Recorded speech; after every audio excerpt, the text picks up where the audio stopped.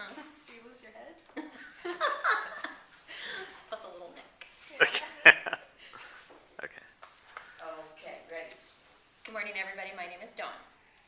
So if you haven't noticed, if you've been living in or under a coffin, otherwise you would have to have noticed that vampires are all the craze in movies, in books, and on TV.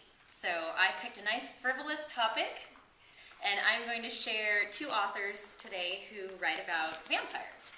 The first selection is from my most favorite author.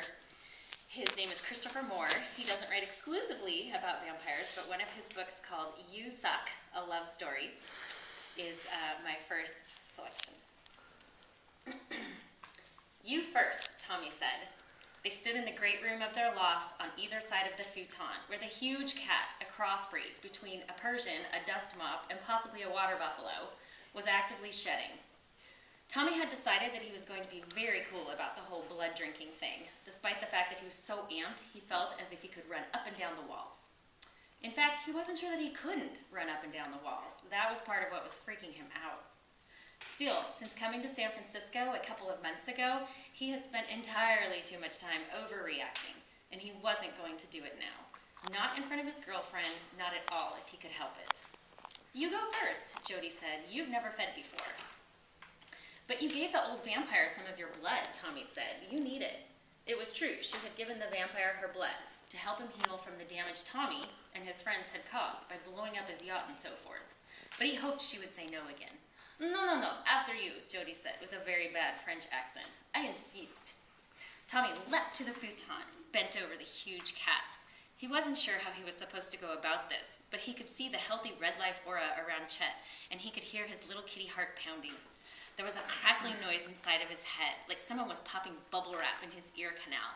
And then there was pressure on the roof of his mouth, painful pressure, and more crackling. He felt something give, and two sharp points poking his lower lip. He pushed back from the cat and grinned at Jody, who yelped and jumped back a step. Thanks, Tommy said. Yes, I can see that, Jody said. Why'd you jump? Do they look stupid? You startled me is all, Jody said. Go. Be careful. Not too hard. Right, Tommy said. He grinned again, and she shied away. Tommy turned back, braced the cat, who seemed much less freaked out by this than the two vampires in the room, and bit. So my second selection is from the woman who basically created the True Blood series. She wrote books before that became an HBO series, and her books are way more PG than the HBO series. She also approaches her vampires with a lot more seriousness than Christopher Moore. He'd finished the drink I'd poured him. I swept the glass out of sight and hoped he wouldn't ask for more. Thanks, Andy, I said. You're okay yourself. Where's your boyfriend? Right here, said a cool voice, and Bill Compton appeared just behind Andy. I smiled at him over Andy's drooping head. Bill was about 5'10", with dark brown eyes and hair. He had the broad shoulders and hard muscular arms of a man who's done manual labor for years. Bill had worked a farm with his father, and then for himself before he'd gone to be a soldier in the war. That would be the Civil War. Hey, BB, called Ralph.